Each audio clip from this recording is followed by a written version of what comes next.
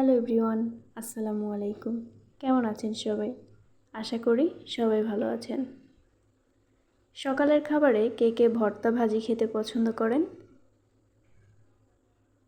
আমি কিন্তু সকালবেলা বেশিরভাগ সময়ই ভর্তা আর ভাজি করি, আর তরকারিটা রাখি দুপুরের জন্য, কারণ সকালে যে ভাজিটা করি একটু বেশি করেই করি, যেন দুপুরের তরকারিটার সাথে খাওয়া হয়ে যায়।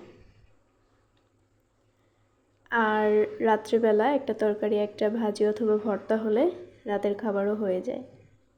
এভাবে নিয়ম করে রান্না করলে সব গৃহিণীরই একটুখানি সুবিধা হয়, রান্না বান্নায় কাজে কর্মে সব কিছুতেই, আবার রেস্ট করারও একটু সময় থাকে। তাছাড়া এলোমেলোভাবে রান্না করলে কিন্তু কষ্টই হয়ে যায়, এটা আমিও জানি, কারণ আগে তো আমিও করেছি। যখন যে যা বলতো সেটা বানাতে গেলে দেখা যায় অনেকটা কষ্ট হয়ে যায়, তাই আগেই সবার থেকে শুনি যে কী খাবেন। তো দেখা যায় যে যেহেতু বাসায় আমরা 2-3 জন মানুষ, তাই শাশুড়ি অথবা হাজব্যান্ড যা বলে সেটাই রান্না করে দিলে তাহলে আমারও সুবিধা হয়, তাদেরও খেতে ভালো লাগে। আর আমার ছেলেটাকে ওকে আলাদা করে কিছু বানিয়ে দেই না, আমরা যা খাই ওকেও তাই খাওয়াই। যখন একটু বায়না করে তখন একটু নুডলস অথবা ওটস, সুজি যে কোনো একটা রান্না করে দিলে ওকে খাওয়ানো যায়। কার্টুন দিয়ে বসিয়ে দিলে খাওয়ানো যায়, তখন আর জিদ করে না এমনি সময় যতটা জিদ করে খাওয়া নিয়ে।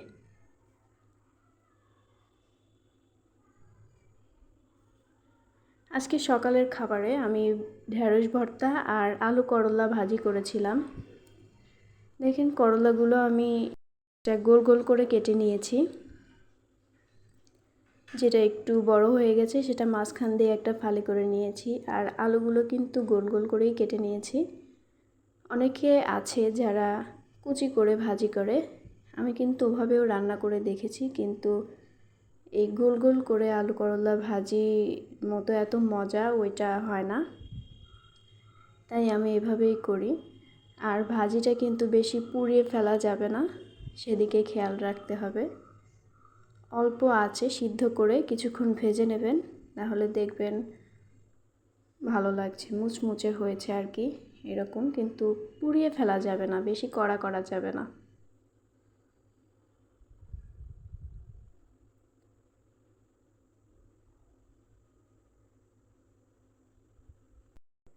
অনেক দিন আছে যে দিনগুলোতে আমি দেখা যায় সকালে তরকারিও করে দেই, তখন আমার কষ্ট হয় একটুখানি। তবে আজকে আমার ছেলেটা অসুস্থ, ওর জ্বর আসছিল অনেক, যার কারণে ভর্তা ভাজি দিয়েই খেয়ে নিয়েছে আর কোনো কথা বলেনি। বাচ্চা কাচ্চা অসুস্থ হলে মায়েদের কাজে কর্মে সব কিছুতেই কষ্ট হয়, কারণ বাচ্চাটা সবসময় কান্নাকাটি করে। তবে আমার বাচ্চা কিন্তু আলহামদুলিল্লাহ ভালো আছে, ওর বেশি অসুখ বিসুখও হয় না, আবার যতটাই অসুখ হোক ও কিন্তু একেবারে গলে যায় না, ও অনেক স্ট্রং আছে আমি দেখেছি। কারণ আমার ছেলে কালকে 104 ডিগ্রি জ্বর নিয়ে ও খেলেছে, আজকে আমাকে একটু জ্বালাচ্ছে ও খায়নি জন্য। ওকে যদি ভুলিয়ে ভালিয়ে একটু খাইয়ে দেওয়া যায় তাহলে কিন্তু সারাদিন একা একাই খেলে, ওকে নিয়ে আর চিন্তা করতে হয় না আমার।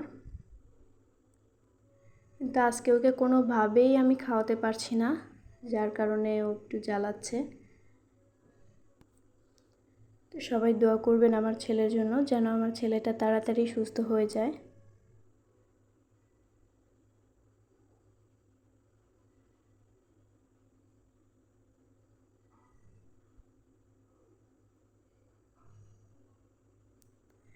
আর ভাজিতে কিন্তু আমি পেঁয়াজ, কাঁচামরিচ, একটু লবণ আর একটুখানি হলুদ দিয়েই ভাজি করি, অন্য কিছু কিন্তু দেই না। ভাজিটা কেমন হয়েছে সবাই জানাবেন। আজকে এ পর্যন্তই, সবাই ভালো থাকবেন। আল্লাহ হাফিজ।